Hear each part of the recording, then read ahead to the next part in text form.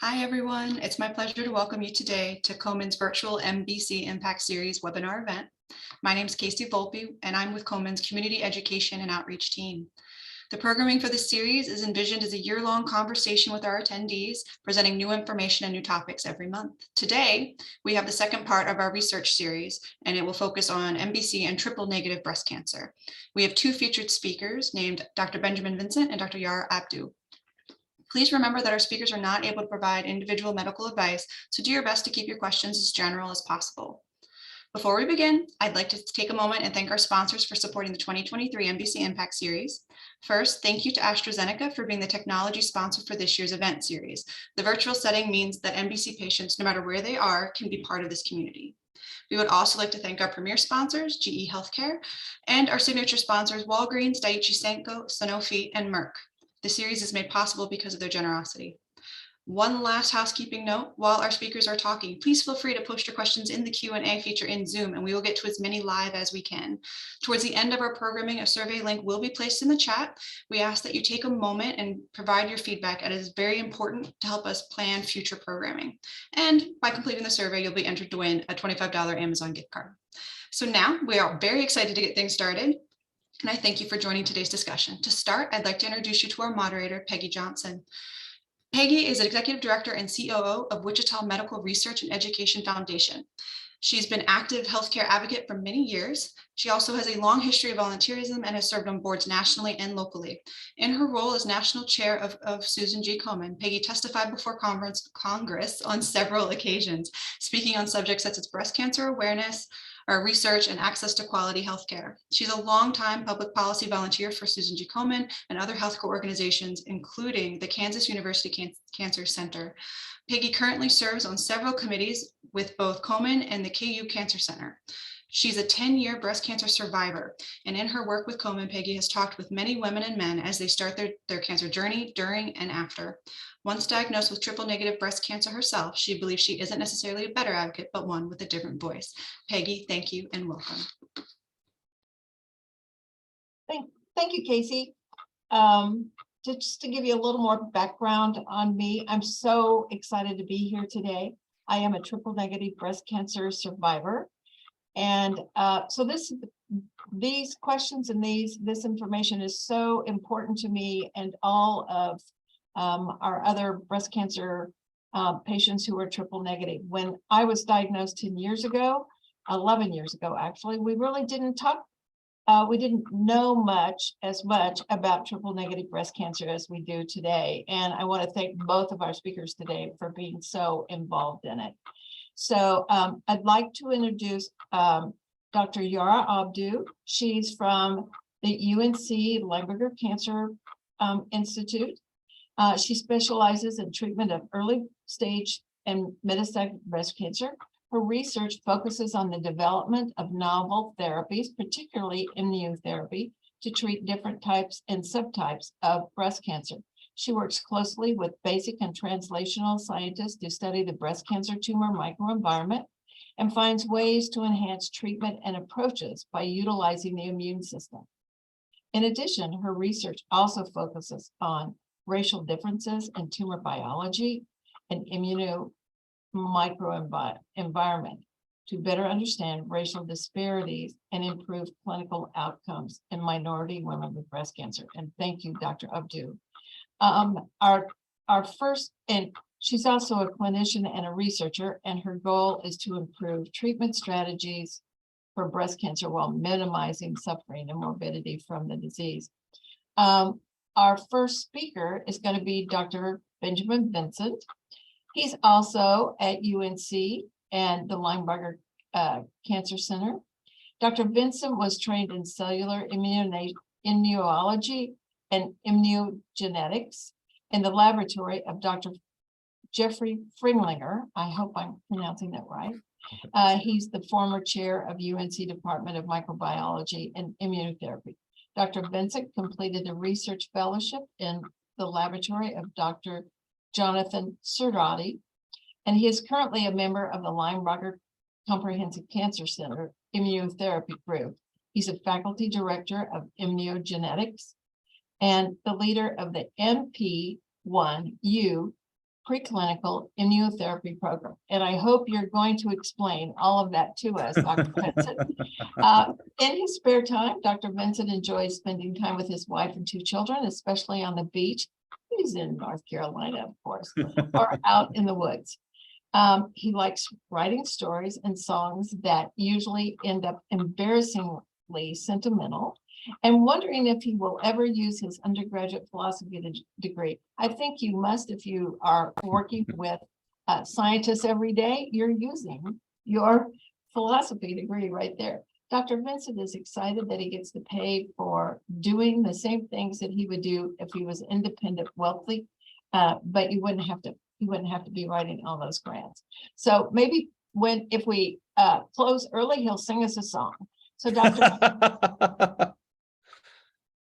Thanks so much, Peggy, for that introduction. I'll share my screen, and please let me know if it's not sharing well.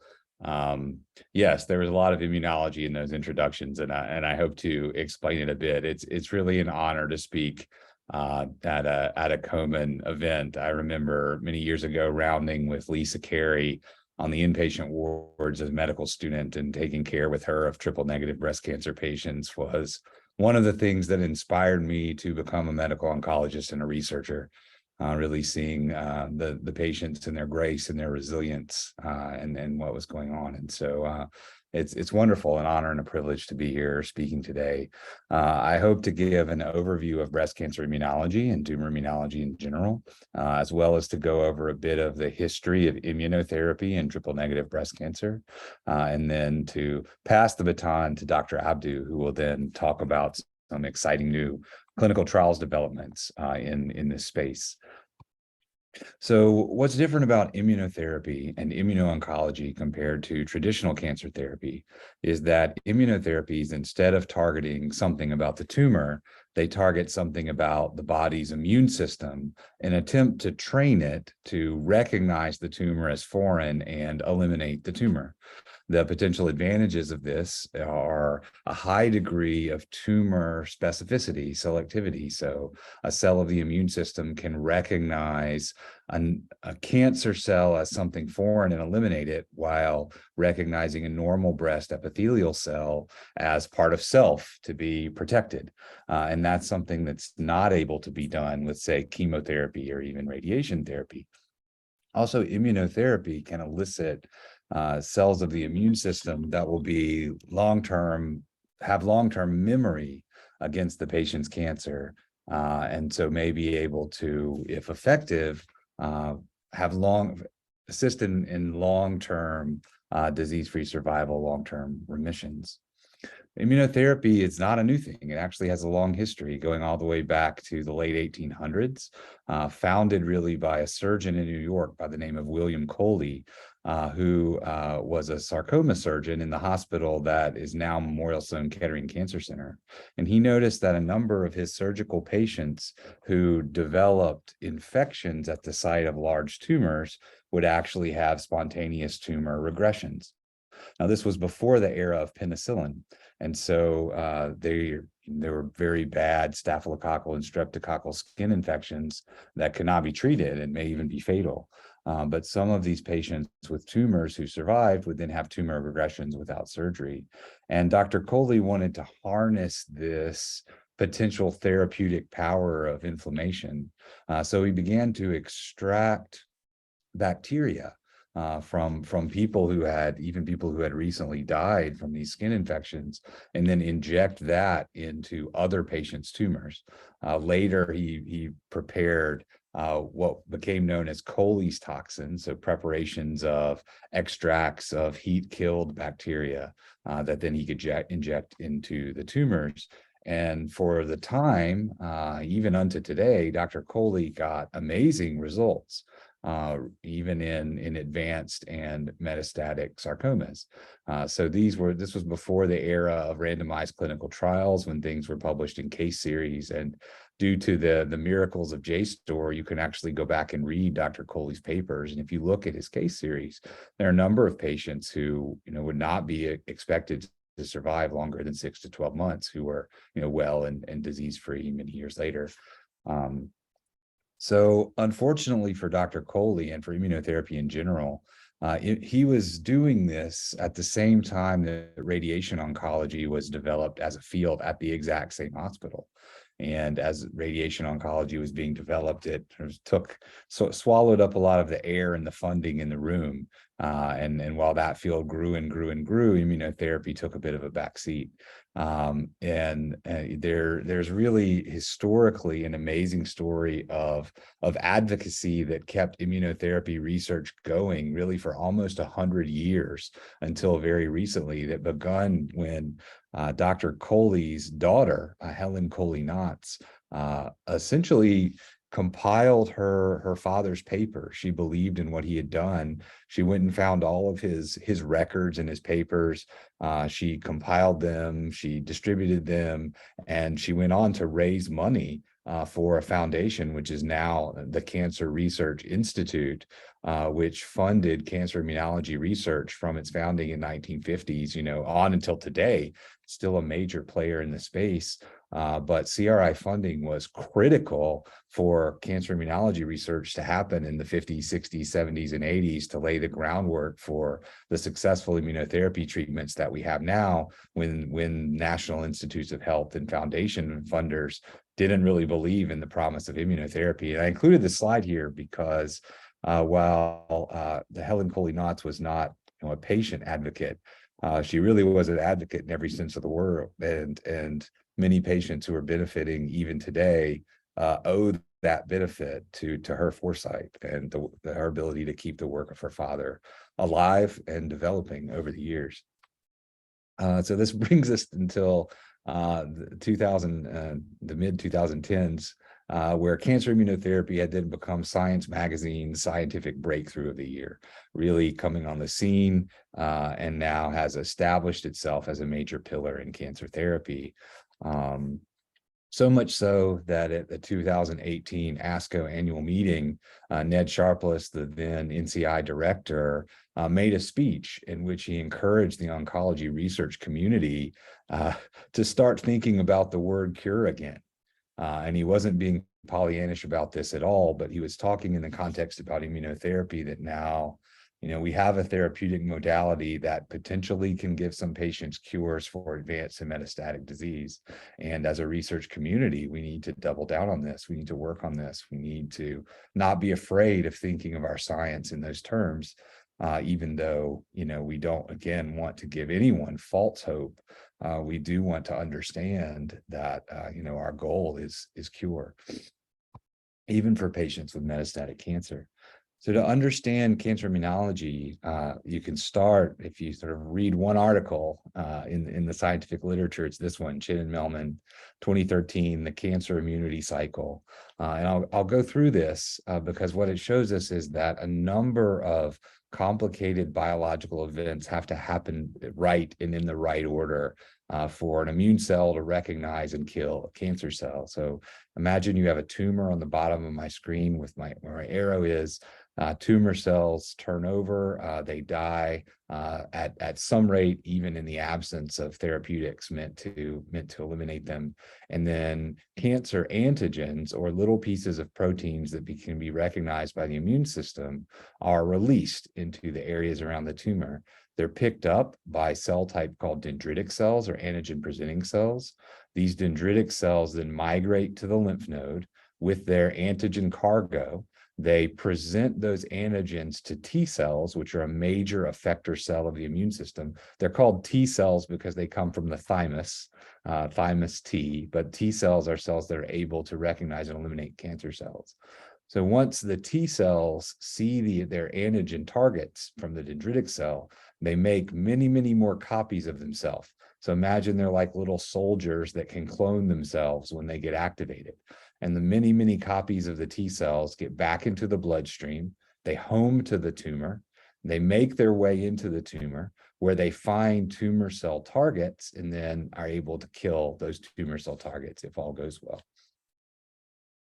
And at each step of this process, process of the cancer immunity cycle, there are drugs, both classical drugs like chemotherapy and radiation therapy, molecular targeted therapy, as well as immunotherapies that act at each stage here to attempt to push the system on the side of clearing the tumor cells rather than push the system towards tumor cell growth.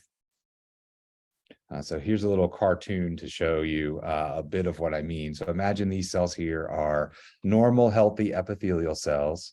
Some are dividing, others are dying at a constant rate over time. There's no tumor. This is just a normal epithelium. And then either by exposure to carcinogens or in the vast majority of cases, just bad luck, a mutation will develop in one of these epithelial cells. And then over time, again, that mutation goes unnoticed. But if it confers the survival advantage, then it can cause the cells having the mutation to grow and grow and outcompete the healthy cells and make a tumor in the area that may rise to clinical attention. Now, that mutation is likely in a protein that if that protein can be degraded into peptides and the peptide presented on the cell surface, now a T cell can recognize the cancer cell traced back to its original mutation.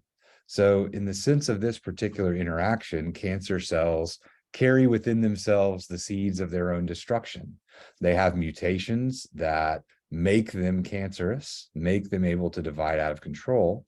But insofar as these mutations can be recognized by T cells, they then also allow the tumor cells to be destroyed. And so one thing the T cell can do when it finds its target is it can release enzymes that then destroy its target cell. The other thing the T cells do is they make many, many more copies of themselves. And if all goes well, there's more T cells than tumor cells. The T cells can overwhelm the tumor cells that are there, and the patient can have a deep remission or cure. So why does this not happen all the time? You know, if the immune system was perfectly effective at clearing out tumor cells, then no patients would ever have a tumor that comes to clinical attention. Well, the best theory we have on this goes back to something proposed by Bob Schreiber over 20 years ago.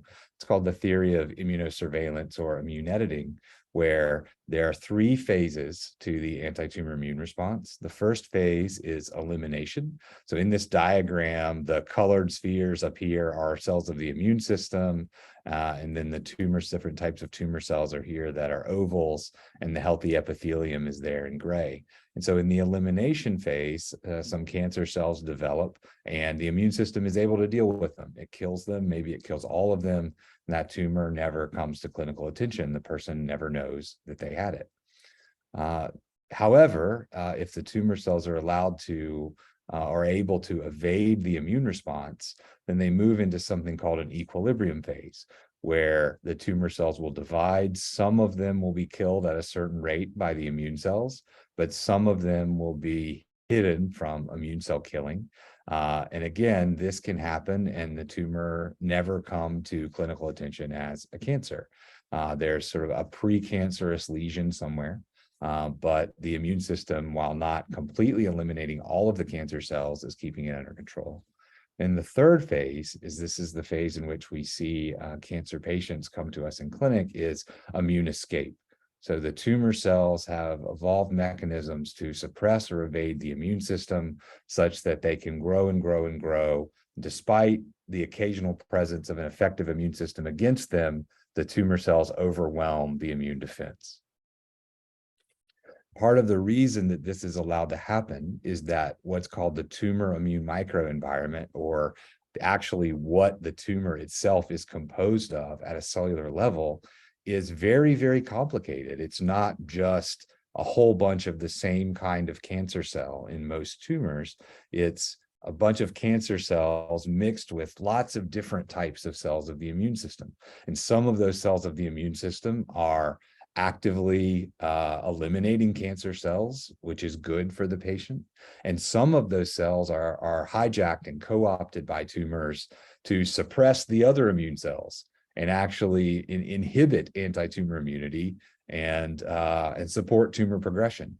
And this complicated mix of dynamic mix of pro-tumor and anti-tumor immune cells and non-immune cells in the tumor microenvironment is what all immunotherapies have to work with and deal with and tune in order to, for the patients to achieve response when they're treated.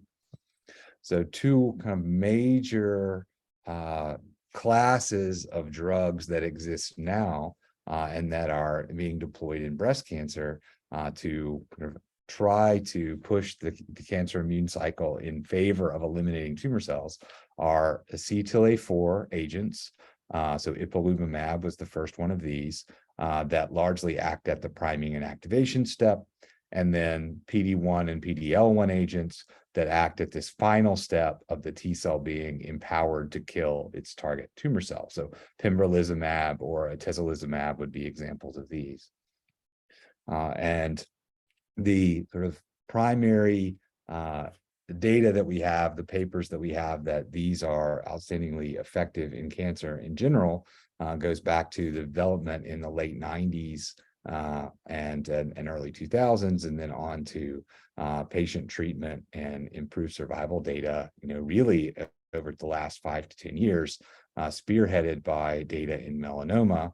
And as you can see here on the right, we're looking at a survival curve. So if you haven't seen these before, the percent of patients who survive at any time is here on the y-axis where my arrow is. The amount of time is there on the x-axis here in months. And this is showing a comparison of, a comparison of survival over time for different immunotherapy strategies in advanced metastatic melanoma. So the combination of CTLA-4 and PD-1 inhibition had a 58% survival at 3 months. And this red dot here is my interpolation of best available 36-month survival for the same population of patients who would get chemotherapy only. So this represents a major, major advance in melanoma. The story in breast cancer so far, mostly in triple negative breast cancer where immunotherapy has been deployed, is less exciting, honestly. And we as a community, have a challenge ahead of us to make immunotherapy work better for triple negative breast cancer patients. This is a summary of the early trials that was published a couple of years ago, looking at different immunotherapy agents in breast cancer, again, mostly triple negative. And the overall response rates, are not fantastic. So between 4.7 and 23.1%. And importantly, the higher response rates in a certain cohort in the pembrolizumab study is confined to a cohort that was PD-L1 positive as part of the admission criteria. So there was a question in the chat before we started about immunotherapy advances for patients who are not PD-L1 positive by immunohistochemistry, and I think Dr. Abdu will address that. That's a really, really important question. And so this is a waterfall plot from one of the early immunotherapy studies. And here we're looking at the y-axis is percent change from baseline in tumor size. So 0 would mean the tumor stays the same size. 100 would be the unfortunate case where the tumor grows, at least doubles in size. And then negative 100 here would be a complete response. The tumor is all gone. So this is a similar plot from the same study, what's called a swimmer's plot. So looking at here with the y-axis is individual patients. Each patient is an individual bar. And then the x-axis is time here in weeks. And then these little graphical elements on the side tell us what happened to each patient in the trial.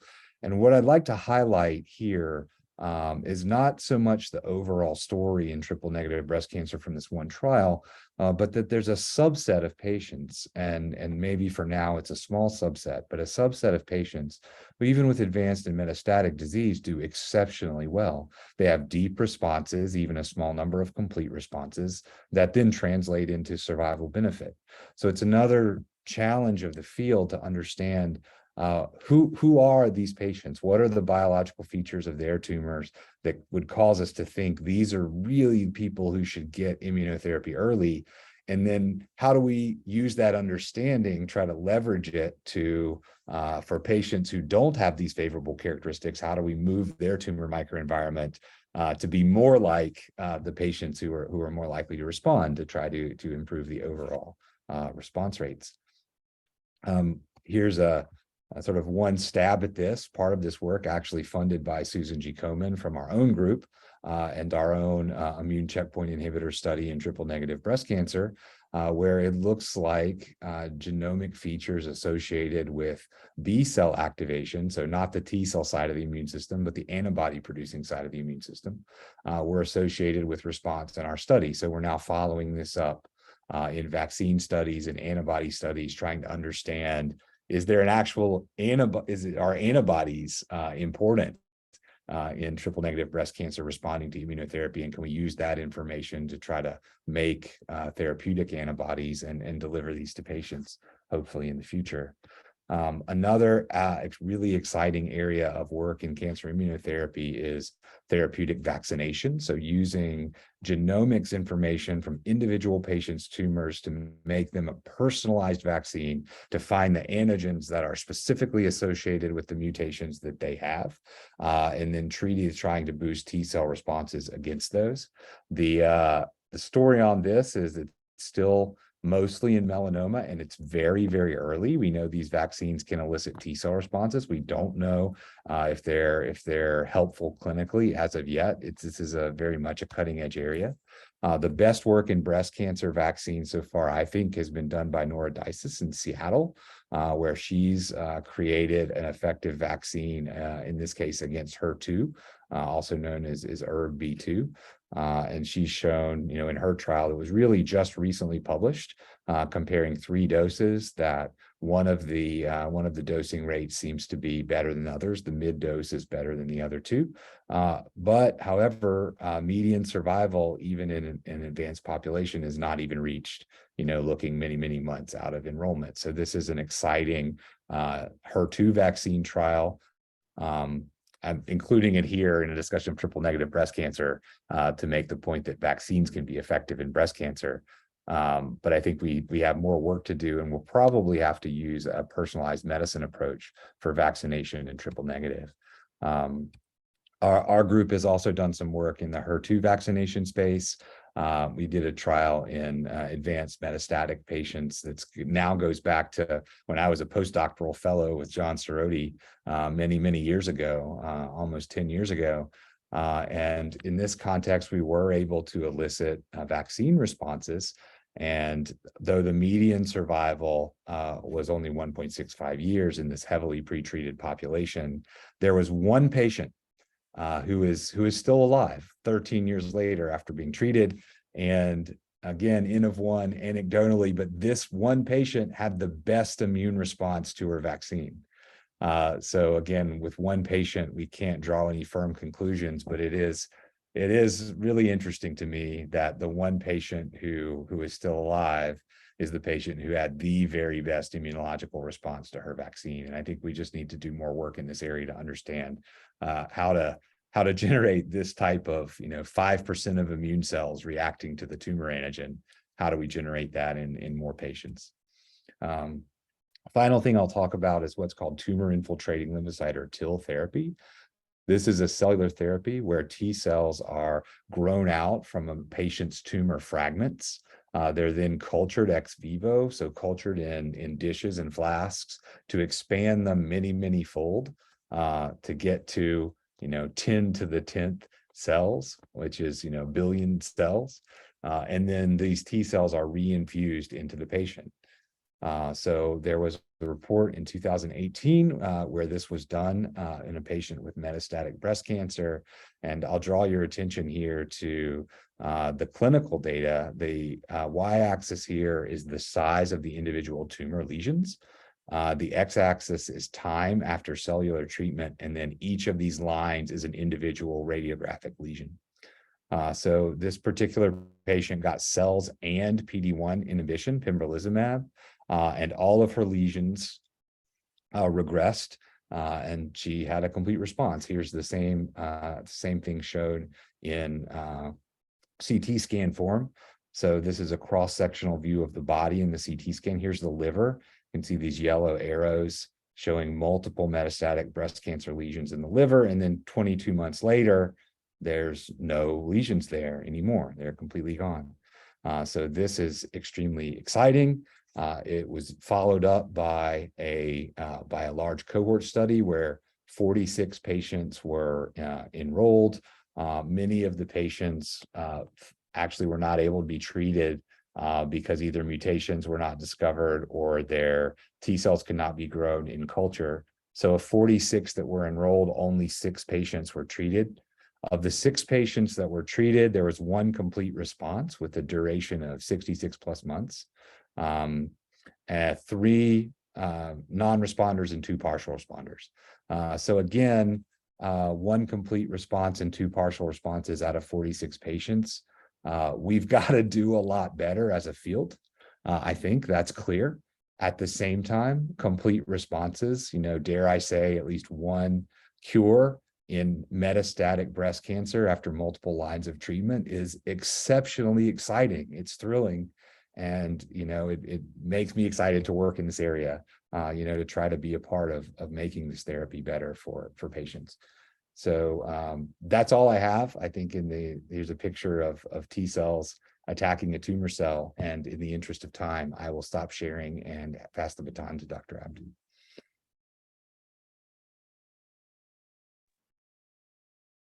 Thank you, Dr. Vincent. That was amazing. Let me get my slides to share.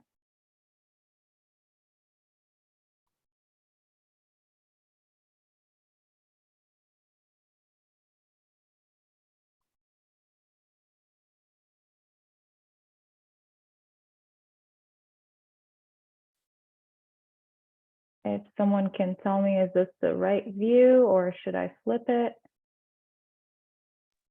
It's the presenter view that we're seeing right now.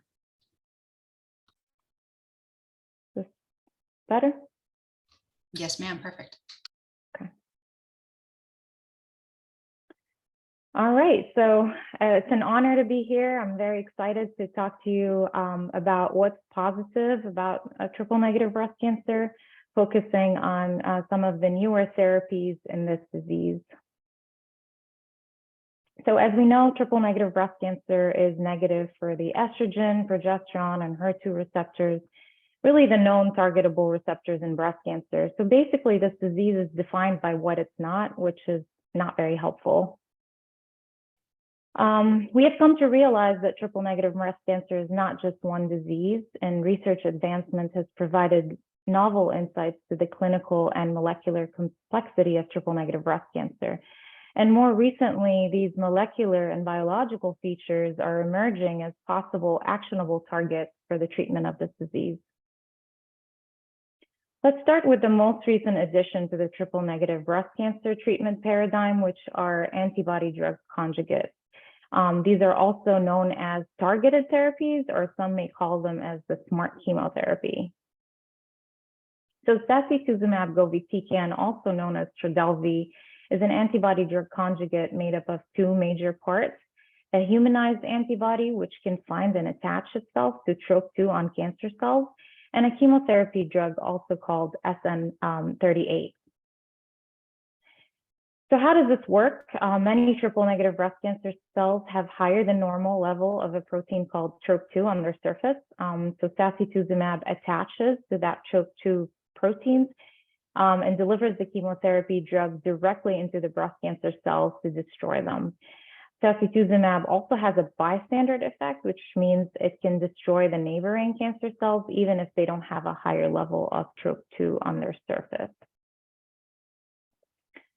So the ASCENT trial was a phase 3 clinical trial that enrolled over 500 patients with metastatic triple negative breast cancer who had received 2 or more prior therapies for metastatic disease.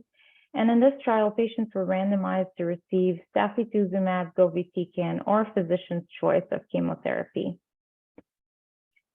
The study demonstrated a significant improvement in progression-free survival of about 4 months with sacituzumab and extended overall survival by about 5.5 months compared to standard chemotherapy. In regards to side effects, overall, this drug was well tolerated with most common high-grade adverse events in the sacituzumab arm, including diarrhea and low white blood cell counts and red blood cell counts. Based on this data, on April 7th, 2021, the FDA granted approval to sacituzumab govitecan for patients with metastatic triple-negative breast cancer who had received prior therapy for metastatic disease. Moving on to another novel antibody-drug conjugate that targets TROP2. This is called datopotamab deruxtecan, a mouthful, so it has a nickname, datoderuxtecan. This chemotherapy here is the topoisomerase 1 inhibitor, similar to the sacituzumab govitecan drug. And this was tested in heavily pretreated metastatic triple-negative breast cancer patients. Anti-tumor activity was pretty impressive, with responses seen in 34% of all patients, and on the right, 52% among patients who did not receive prior sacituzumab govitecan or any topoisomerase 1 inhibitor. Based on these exciting results, the TROPION-2 study is looking at datoderuxtecan versus chemotherapy in previously untreated metastatic triple-negative breast cancer, so in first line, and we look forward to these results. This antibody-drug conjugate is still not approved for treatment in the clinic, but ongoing trials are happening as of now. Moving on to the newest antibody-drug conjugate approved in this space, which is trastuzumab deruxtecan.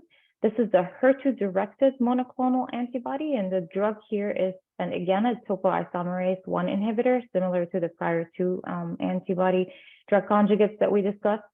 It's unique given it has a high drug-to-antibody ratio of about 8 molecules of chemo per antibody, and it also has a bystander effect where it destroys neighboring cancer cells. You may ask, if this is a HER2-directed drug, why are we talking about this drug in the metastatic triple-negative breast cancer space? And that is because triple-negative breast cancer tumors, some of them can be considered HER2-low tumors, which I'm going to talk about in a second. So what are HER2-low breast cancer? Historically, HER2 status has been viewed in binary terms, positive or negative, but now there's a new subset of breast cancer called HER2-low breast cancer, which has been identified. And these tumors account for 60% of all the HER2-negative breast cancers. So HER2-negative breast cancers are about 85%. And out of these, 60% of these patients have HER2-low expression. HER2-low are defined as tumors whose cells contain low levels of HER2 protein on their surface, but not enough to make them HER2 positive. And this is really determined by a lab test called immunohistochemistry. And low HER2 expression can occur in both hormone positive and triple-negative breast cancer. About 30 to 35% of triple-negative breast cancers are considered HER2-low. DESTINY-Breast04 trial was a big study that looked at antibody-drug conjugates, specifically the trastuzumab deruxtecan that we talked about versus chemotherapy for HER2-low breast cancer. 557 patients with metastatic HER2-low breast cancer were randomized to receive that antibody-drug conjugate versus physician's choice of chemotherapy. About 60 patients in that trial were had metastatic triple-negative breast cancer. The study had impressive results where risk of disease progression was approximately 50% lower with trastuzumab deruxtecan. Similarly, we saw improved overall survival with this drug by about 6 months.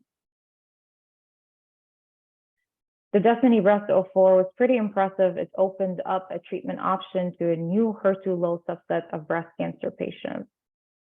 And based on these results, on August 5th, 2022, so pretty recently, the FDA approved trastuzumab deruxtecan for patients with metastatic HER2-low breast cancer who have received prior chemotherapy in the metastatic setting. This drug is being tested in combination with immunotherapy for previously untreated HER2-low breast cancer patients in the BEGONIA study. The immunotherapy used here is a checkpoint inhibitor called durvalumab, and it's combined with trastuzumab deruxtecan for triple-negative breast cancer patients. Early results from the study showed a response rate of 74% as a first-line treatment in metastatic triple-negative breast cancer. So this is pretty impressive. So we look forward to more results.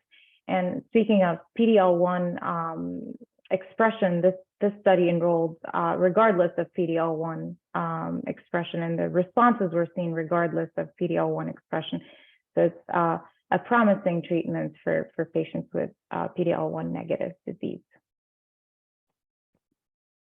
So that brings us to the role of immunotherapy in triple-negative breast cancer. Dr. Vincent got us all excited about this topic.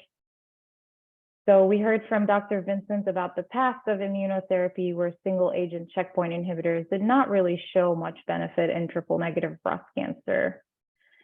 However, I just want to point out that despite no evidence difference in efficacy, there was a trend towards improved efficacy with single-agent checkpoint inhibitors with higher PD-L1 expression or a higher CPS score. So what is CPS? CPS stands for Combined Positive Score, which is essentially a measure to the extent of which tumor cells produce PD-L1. It's the immune checkpoint protein that pembrolizumab targets. So it appears to be the higher the score in the metastatic triple-negative breast cancer tumor, the better the response seems to be to checkpoint inhibitors. That brings us to the present time where checkpoint inhibitors are being combined with chemotherapy. And the rationale here for adding chemotherapy is basically tumor destruction, releasing those cancer cell antigens, increasing the PD-L1 expression. And as you recall from the prior lecture, both mechanisms improve efficacy of checkpoint inhibitors. So this was the approach used in KEYNOTE-355, where previously untreated triple-negative breast cancer patients were randomized to receive pembrolizumab plus chemotherapy versus placebo plus chemotherapy. And what the study showed is that in patients with PD-L1 expression of 10 or higher, we saw a significantly improved progression-free survival of around 4 months more with the addition of pembrolizumab.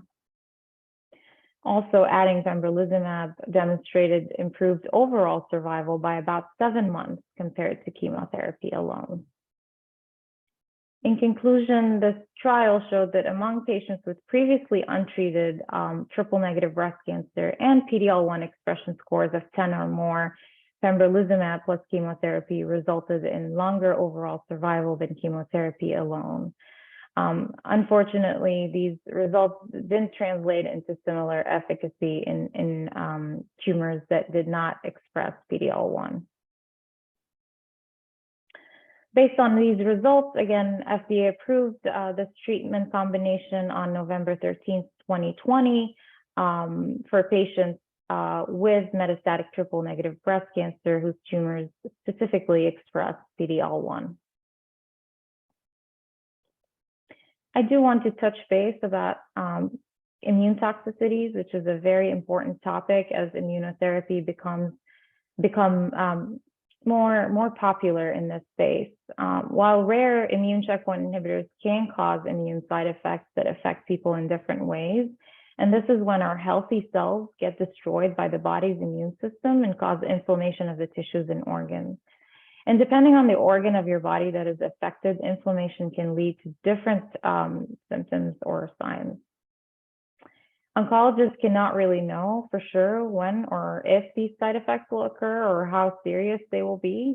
So they're relatively unpredictable compared to chemotherapy, which is mostly predictable, has predictable side effects. So important for us to educate the care team, the patients, and the caregivers on signs and symptoms of immune-related adverse events, so we're able to identify these side effects and treat them in a timely manner.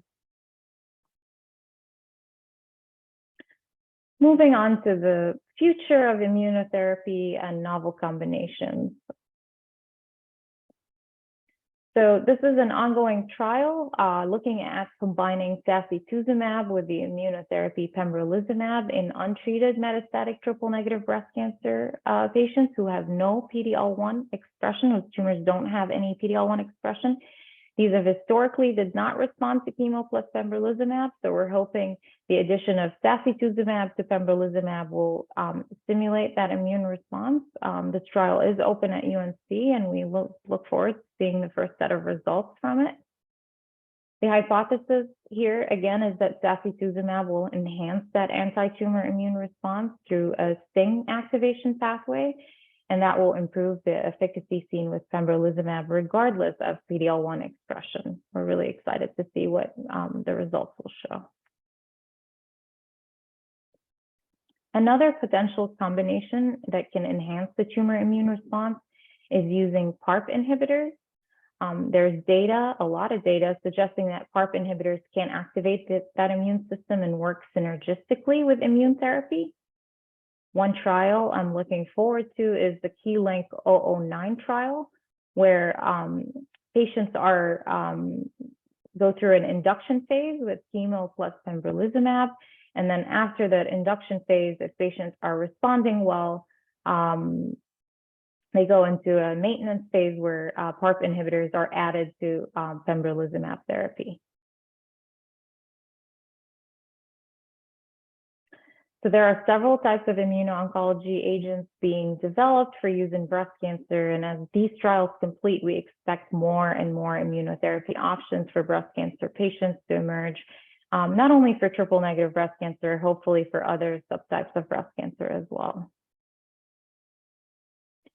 A few words about the role of PARP inhibitors in metastatic triple-negative breast cancer. So in the metastatic setting, we have two FDA-approved PARP inhibitors, olaparib and talazoparib, for patients with germline BRCA mutations based on improvement in progression-free survival.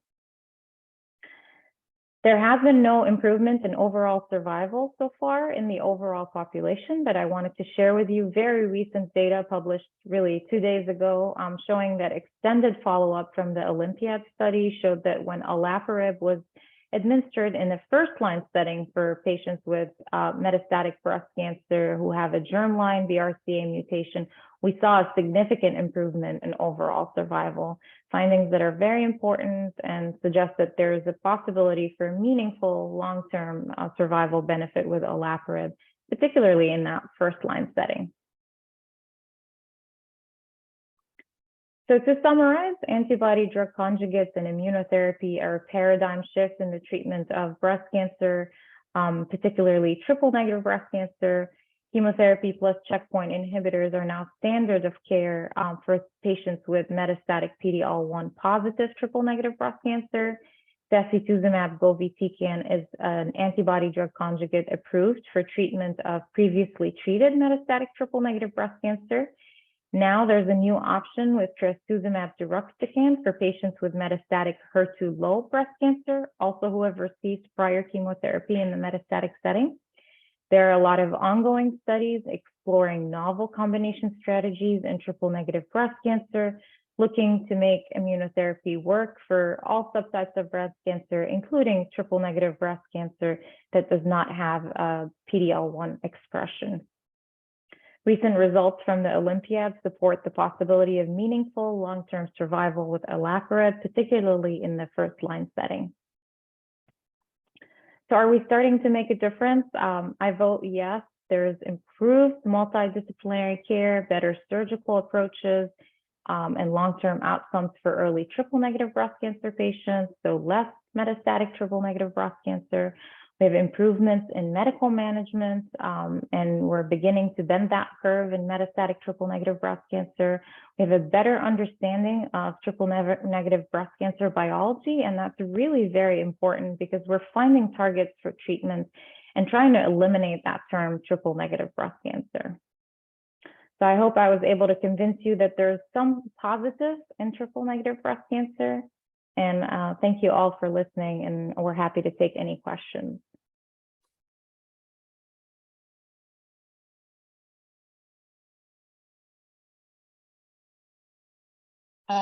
Thank you both. that was, I'm sorry, I can't get my camera back on. Thank you both. That was really very interesting. I have to say that when I was diagnosed 11 years ago, there were no subtypes that people talked about in triple negative. And at the time, I asked my oncologist at the KU Cancer Center, you know, are there more out there, or is it just all one big glob? And it appears now that science has really developed to the point that you are narrowing it down, that not every triple negative patient is the same, and you're not treating them the same, which I think is a wonderful advance. Are you seeing, so I would ask, are you seeing some treatments better in the African-American population than you are not? Are we finding that because we know that there are more triple negative breast cancer patients who are African-American, do we know if their disease is different? Do you treat it different? Either one of you, if you've got an answer. I'm happy to take that one then, if you're Right. okay with it. So, I mean, we do have evidence of different biology in different races, and a lot of studies and data have shown that. We know that there are worse outcomes in African-American patients, but unfortunately, we're not able to translate that into bedside yet. We don't have specific answers as to what treatments work for different patients in that regard. I think this highlights the importance of clinical diversity in our clinical trials and enrolling patients from different ethnicities and races in order to be able to answer these questions in the future and find personalize these treatments for patients. Thank you. That's great. Dr. Vincent, do you have anything else you want to add to that? No, just beyond the fact that I think we need more research from an immunotherapy side. You know, I think we still just know really, really little about whether or not there are racial and ethnic differences in the immune response. But I know there are people looking into that now, you know, including some of our colleagues at UNC who are really interested in that. So I hope in the next few years, we'll learn more and more about that. I do have another question that I'm going to get in here real quickly. Do you see that you're having to treat patients who are diagnosed de novo differently than patients who over time become metastatic? Either one of you.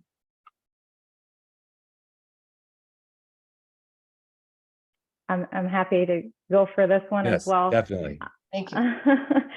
So we do have evidence that there is differences in biology from comparing de novo disease to recurrent disease, and we are seeing that recurrent disease tends to be a little more aggressive when compared to de novo disease, and we're seeing better outcomes in de novo, and which makes sense. I mean, that cancer is not seeing treatment before, it's still more susceptible to our drugs. But again, here we need more data, we need more research. We are not able to translate that to bedside yet in regards to treating patients differently, and I think this is a big avenue that we can target in the future. I'm looking in the chat to see if I don't see any questions in the Q&A, but in the chat, I love it that we've had somebody from the UK. I mean, that's a wonderful thing. If we're stretching across the ocean, that's a good thing. So thank you for coming in from the UK. That's great. There is one question, and I don't actually know how to pronounce. It's how about metastatic triple negative patients? Do you see longer remission, and do you treat it differently? I'm sorry, I probably really messed up the word. Either one of you? You can take that one too, Yara.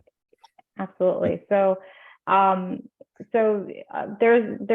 has been a lot of controversy regarding metastatic triple negative breast cancer patients, and whether we're supposed to be treating them differently. But so far, data shows that a surgical approach has not improved survival in these patients. So while some institutions or some providers may suggest surgery to those lesions, I personally believe that it doesn't improve outcomes. And so far, I think we should treat oligometastatic disease just like metastatic disease. I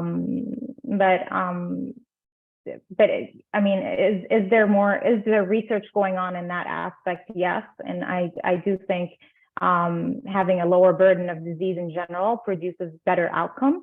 But that doesn't, again, translate into different approaches in clinic. Thank you. We've got time for one more question, and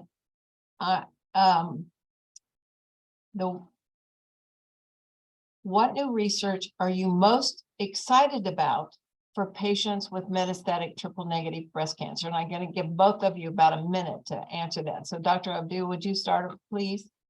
Absolutely. So a lot of research. I can't narrow it down to one thing, but I think antibody drug conjugates has a lot of potential. I'm excited to see what these new antibody drug conjugates are going to do in metastatic triple negative breast cancer. I'm excited to see how they combine with immune therapy and how they stimulate that immune response. And then there's a trial called Destiny Breast 06, which is looking at trastuzumab deruxtecan in patients who have HER2 low and HER2 zero, so basically no HER2 expression, and seeing whether there will be any responses in the HER2 zero space, and that will expand the patient population that responds to trastuzumab deruxtecan and will provide a treatment to a much bigger population. So I'm excited about that as well. Thank you. Yeah, I Dr. think Vincent? no, that's fantastic. I think I'm most excited about the degree to which we'll be able to personalize therapeutics for individual patients going forward. We have more therapeutic options and more and better biomarkers associated with them. So we'll be able to design trials where we give the right drug to the right patient at the right time, because even, no two triple negative breast cancers are actually the same. And when you're thinking about immunotherapy, the immune microenvironment's different. The problem causing the immune evasion or immune suppression might be a little bit different for each individual patient. And so we need to match the drug with whatever's going on in that patient's tumor immune microenvironment to get best efficacy.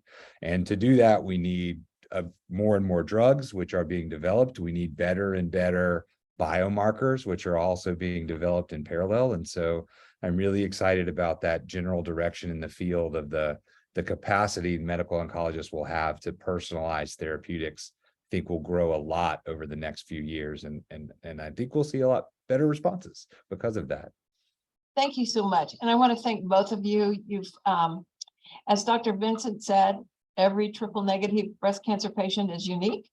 And so you were great to give us where it's been, how it developed, and how the research developed, and what's going on now. I want to thank you both. I want to thank you for your dedication.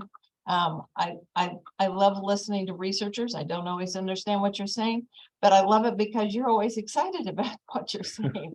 So that is great. We've got a couple of other questions that I'm going to see if we can't push on to Dr. Abdou and Dr. Vincent to maybe answer to them directly. And another one, we have somebody from Norway also on. We've got a couple from the UK and one from Norway. It's wonderful. I'm so glad that we're able to touch all of them. So first of all, I want to thank both of you. I want to thank you for being here today and for the work that you're doing. And we can tell you're excited. Dr. Vincent, if we had time, we'd have you sing about it. Maybe next time. Maybe next time you can open with a song. That would be great too. I want to thank. I won't be Komen. contributing to that session though. I want to thank Komen for the opportunity to be with you all today and to kind of listen and pass on some questions and some comments. And I'm going to put it back to Casey. Thank you very much for everybody attending. Thank you, Peggy. Hi, Thank you. everyone.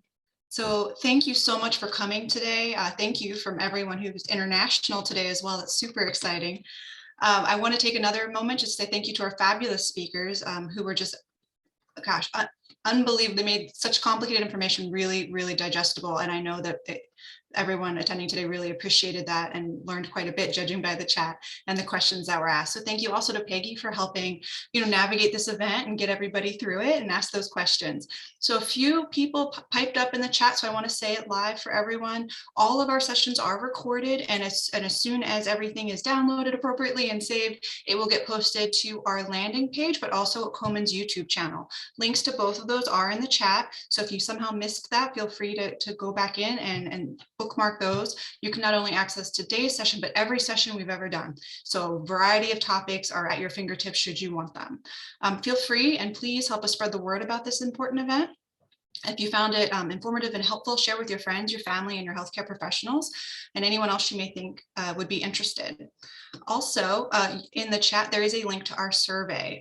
This is an event survey. It only takes a moment to fill out. I am the program manager, and I promise you, I look at them, and it does help me determine what topics and speakers and things that we are going to provide for you all. So take a moment and tell me what you want to learn about, and I will do my best to honor it.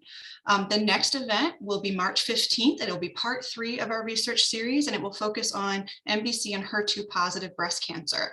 The link to register to that is also on the landing page, so we certainly hope you're able to join us.